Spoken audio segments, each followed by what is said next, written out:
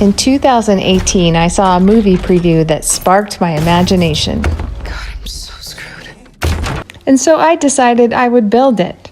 I'd done big cosplay builds before, and this would be my magnum opus. And so I sketched, and I planned some more, and then I got busy building it.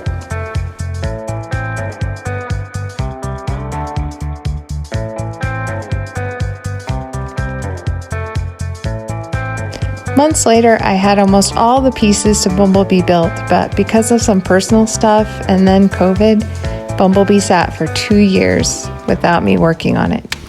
I got to the point where I either needed to finish Bumblebee or throw it away.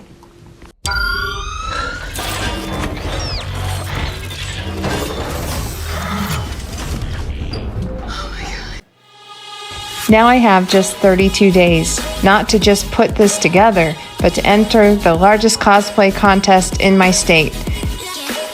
Will I finish it in time? Follow me to join me on this journey. Oh, I'm good. I'm good, thanks.